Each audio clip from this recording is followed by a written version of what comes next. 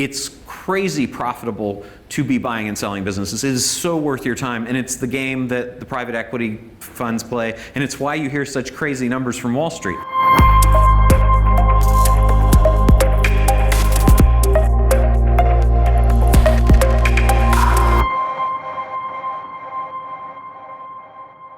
So there was a company that we're interested in buying. It's a very well-known company. It's been around for a long time, and it has a lot of customers that we would like to have that aren't aware of us yet. I heard that through an investment banker that I know that the owner was interested in selling, and the price was $25 million. So $25 million is cool, and it's worth $25 million, but I would like to not use $25 million to buy it. So then I go about thinking, how can I do this creatively? So I start with the 25 and then start asking around, have conversation with some people who know the owners, and find out that ownership is divided between three people. It's divided between the father who started it about 50 years or so ago, who is retired now, and he owns 75%, and his two daughters own 12.5% each. And he's the person who is interested in selling because he would like to have some cash. So that's cool. I talked to him and asked him what he's going to do with the money, because that's always the first question that you should ask when somebody's selling a business is, so what are you going to do when you get all this cash? And in his case, it was, I'm going to just throw it in the bank and it's my retirement. In addition to other things that I've got. So I said, okay, well that's cool. What if, number one, what would you take for your 75% interest? And he said, I'd really want to get at least $10 million for it. Well, if you do the math, 75% of a $25 million company for $10 million is a better deal than $25 million, right, for the whole thing. So it's like, okay, that's great. So now we've gone from 25 to 10. I don't care about the daughters. One of them works in the business and she's cool. The other one feels like she got, left out by the other daughter, and family drama, which is fine. So he's also getting to escape family drama, which is a gift to him. So started talking with him, and I said, okay, so what are you going to do with the money? He said, I'm going to put it in the bank. And I said, well, what are you going to get interest rate wise in the bank? And he's like, well, I'm going to get this much probably. It's not really great right now. And I said, okay, well, what if I could give you a little bit more than that? What if I could give you twice that? You're going to get a point or two in the bank. What if I could give you 5 or 6? And he said, that'd be kind of interesting. I said, okay, so then would you be willing to finance yourself a portion of the 10? Actually, I said, would you finance all the 10?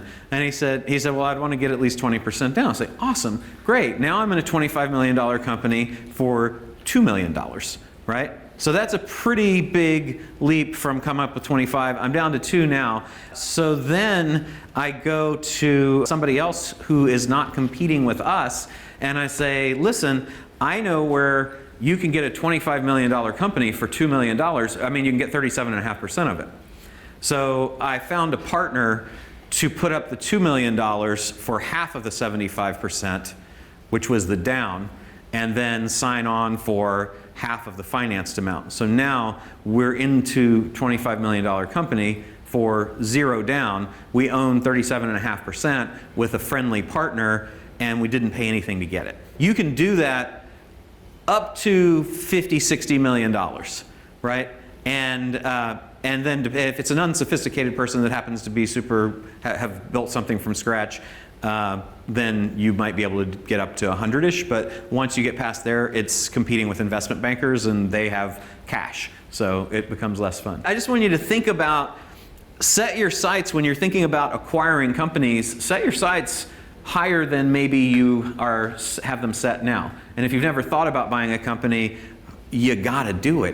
There's no faster way I can think of to grow. So I just want to share with you that story. This is, to me, what's really interesting is the either found or buy and then grow and then exit loop is really, it's really telling why this is better than hanging on to your company. Because if you run 2 different scenarios and you say that over a 16-year period of time, you are able to grow the EBITDA, or basically the profit of your company, by 7% a year, or you're able to grow it by 7% a year, but every few years, in this case 4 times, so an average of every 4 years, you sell the business and invest that money in another business, because you're selling at a multiple of income, right? Because you're getting paid each of those 4 times, I'm assuming a 7x multiple here, you're getting 28 years more income over that 16-year period of time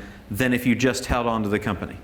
Does that make sense? Yeah. So 4 times you're selling for 7 years worth of income, and the other years you're holding and you're growing just like if you had held it. So the difference is about 276% more money in your pocket at the end of the day. And that assumes that you paid cash for the companies that you're buying, right?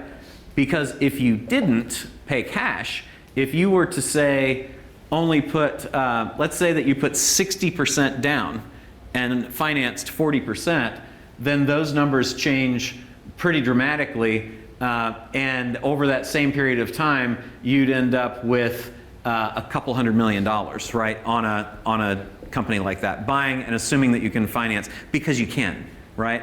And you might be able to finance with 20 or 30% down. Typically, we're able to go, again, up to about $100 million with 20% down.